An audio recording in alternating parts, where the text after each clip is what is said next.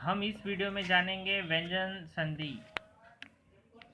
तो व्यंजन संधि की परिभाषा सर्वप्रथम, जब प्रथम शब्द के अंत में व्यंजन हो और दूसरे शब्द के शुरू में स्वर अथवा व्यंजन हो तो इनके योग से जो विकार उत्पन्न होता है उसे व्यंजन संधि कहते हैं। जैसे जगत, हलंत आया मतलब वह व्यंजन है और व्यंजन संधि। जगत धन ईश, तो क्या बनेगा जगदीश। जगत धन नाथ, जगन्नाथ, जगन्नाथ।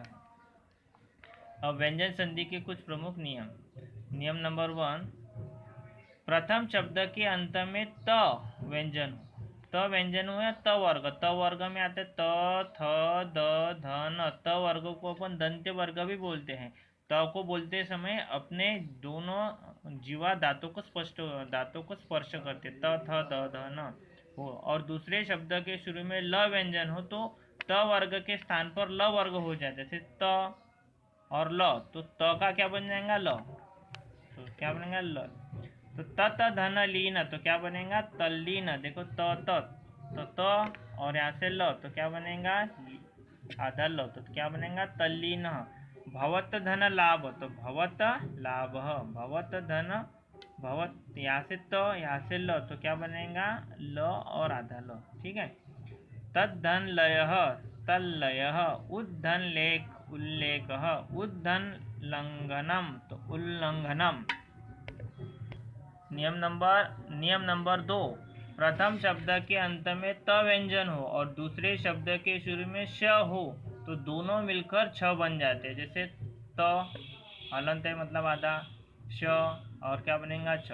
तत धन शिव, यहाँ से त यहाँ से श, तो क्या बनेगा छ, तो क्या बनेगा तशिव। भवत धन शरणम, भगवत शरणम। तत धन छ।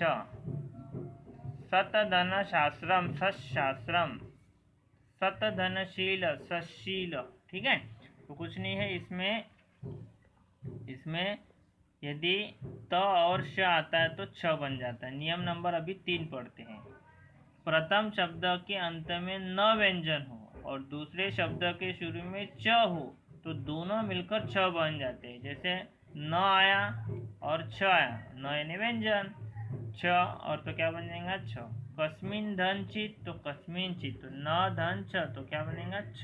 नियम नंबर अभी 4, प्रथम शब्द के अंत में वर्ग का पहला या तीसरा अक्षर हो और दूसरे शब्द के शुरू में वर्ग का 5वां अक्षर हो तो उनके स्थान पर भी पंचम वर्ण हो जाता है। जैसे वर्ग का पहला क, त, ट, प, वर्ग का तीसरा ग, द, अंग, ब और दूसरे शब्द के शुरू में वर्ग का 5वां म, न, ग ऐसे हो तो वर्ग का 5वां अक्षर बन जाता है। जैसे न, अंग, न। जैसे देखो यहाँ पर उदाहरण, वाक धनमयम। देखो वाक वर्ग का पहला, म वर्ग का पंचम, तो इसके स्थान पर वर्ग का 5वां अक्षर बन जाता है। तो अंग क, ख, ग, अंग, तो क्या बनेगा वांगमयम। छित धन, तो क्या बनेगा छिन्न। द और न, तो क्या बनेगा न। जगत धन नाथ, क्या बनेगा जगन्नाथ। यहाँ से तो यहाँ से न, तो क्या बनेगा तो का बन जाता है न और ये बाकी जैसा का जगन्नाथ।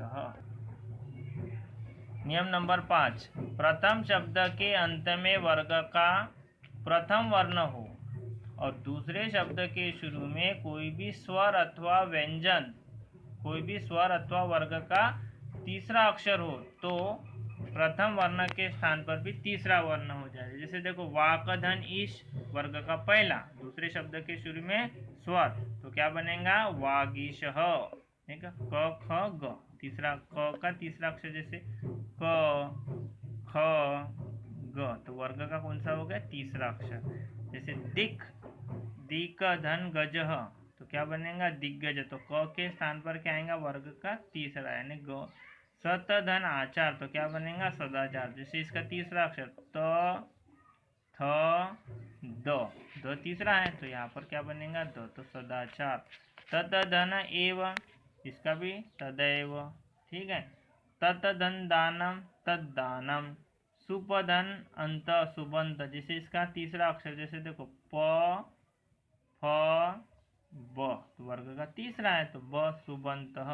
जगत धन ईश तो क्या बनेगा जगदीश। ठीक है, तो का बना दो। क दिक् धन अंबर दिगंबर। सतधन धर्म सद्धर्म। अपधन जम अबजम। ठीक है, तो प के स्थान पर ब, त के स्थान पर द, क के स्थान पर ग। ठीक। नियम नंबर 6, प्रथम शब्द के अंत में त हो और दूसरे शब्द के शुरू में च हो तो त भी च में बदल जाता है, तो त और छ तो बनेगा च। उद्धंचारणम तो क्या बनेगा उच्चारणम।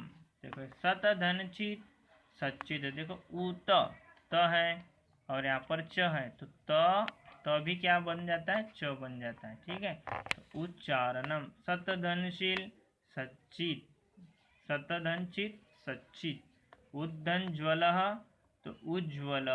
निधन छल निच्छल।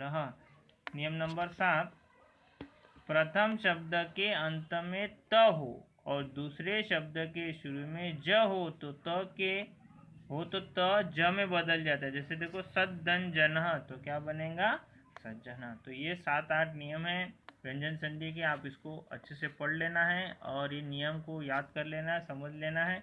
ऐसा करने से आपको व्यंजन संधि बहुत ही अच्छे से समझ में आ जाएंगे।